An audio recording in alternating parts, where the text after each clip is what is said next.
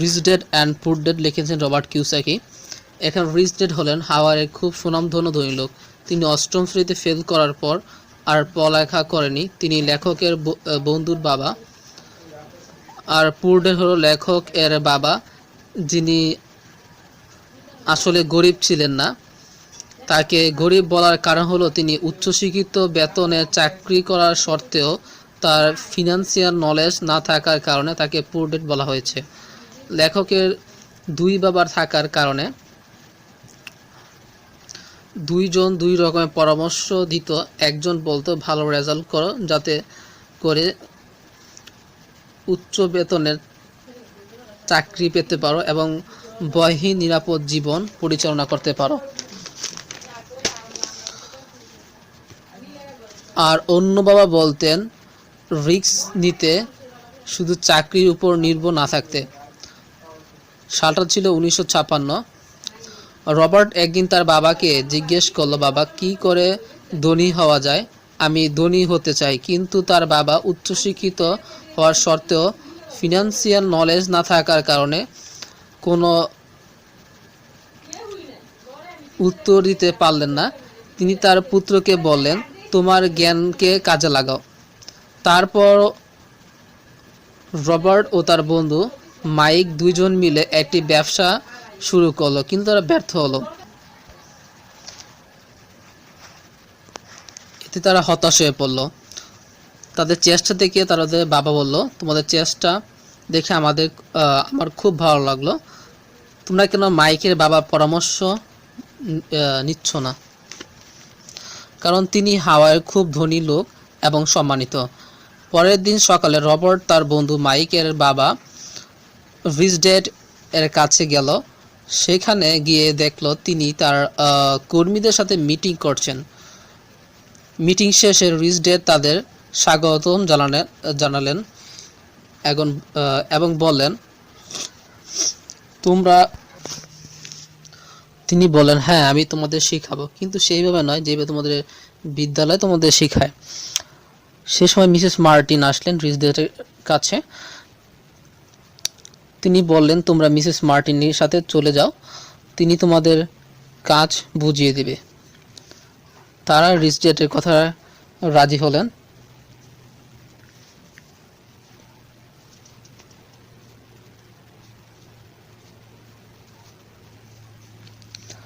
এক মাস হয়ে গেল, কিন্তু রিচ ড্যাড তাদের সাথে দেখা করলেন না।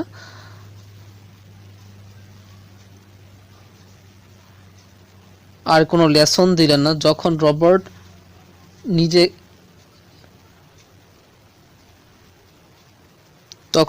নিজেকে রিচ ড্যাডের একজন কর্মী ভাবতে লাগলো। সে এসেছিল ধনী হতে, কিন্তু সে হয়ে গেল রিচ ড্যাডের কর্মী। রবার্ট ঠিক করলো সে চাকরি ছেড়ে দিবে। তাই সে রিচ ড্যাডের কাছে গেল। তখন রবার্ট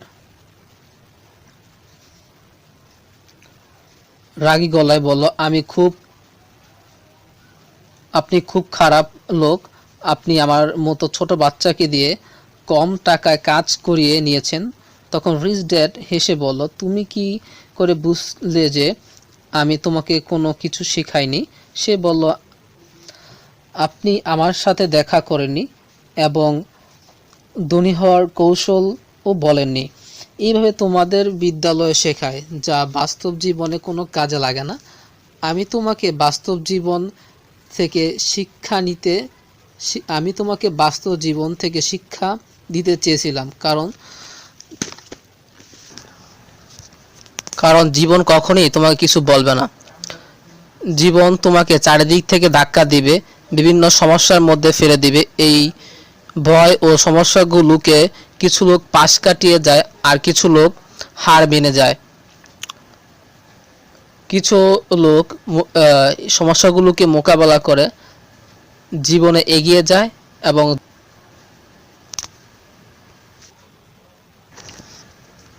এই ধরনের গরিব মানসিকতার মানুষেরা তাদের সমস্যার জন্য অন্যকে দায়ী ভাবে। তারা নিজেকে পরিবর্তন করতে বিমুখ।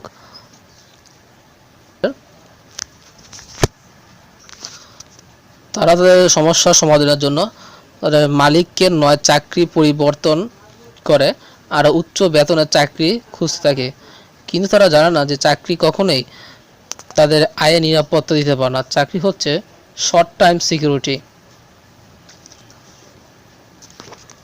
ওই দিন রবার্ট রিচ ড্যাডের কাছ থেকে খুবই গুরুত্বপূর্ণ একটা লেসন পায়, তা হলো the poor people and middle class people work for money, rich people have money work for them.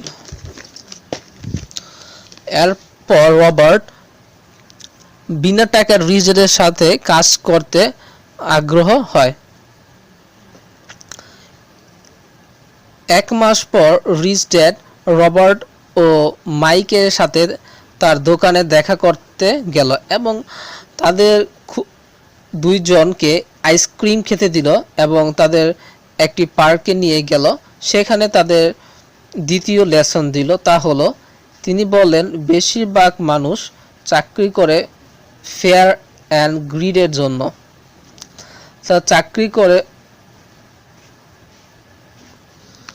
তারা চাকরি করে অর্থ হারানোর ভয়ে, আর যখন টাকা আসে তখন তাদের মাঝে ডিজায়ার এবং গ্রিড তৈরি হয়।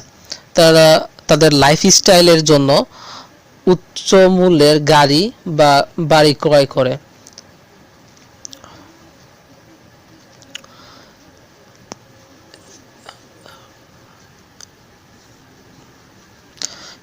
এর কয়েক মাস পর রবার্ট এবং মাইক তাদের কাজ ছেড়ে দিল।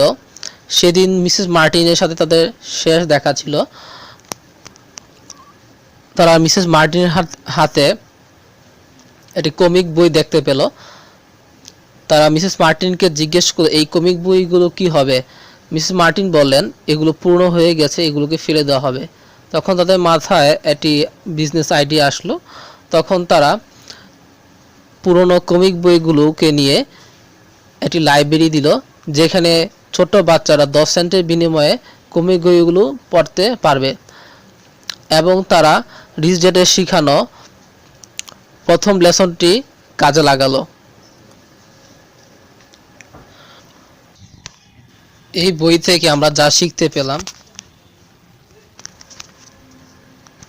এই বই থেকে যা শিখতে পেয়েছি তা হলো প্রথম lesson, life just pushed you around. জীবন তোমাকে চারদিক থেকে ধাক্কা দিবে, এই ধাক্কাগুলোকে ভয় পেলে হবে না, এর রিজন বের করতে হবে এবং এর রিজন অনুসারে অ্যাকশন নিতে হবে। দ্বিতীয় লেসন হচ্ছে fair and greed.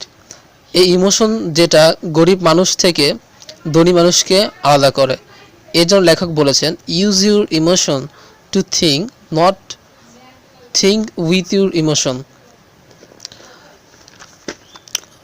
3 number lesson হচ্ছে এই বইয়ের সবচেয়ে গুরুত্বপূর্ণ লেসন, ডোন্ট ওয়ার্ক ফর মানি। অর্থের জন্য কাজ করো না, অর্থকে দিয়ে তোমার কাজ করিয়ে নাও, করো না, কাজ করো তাহলে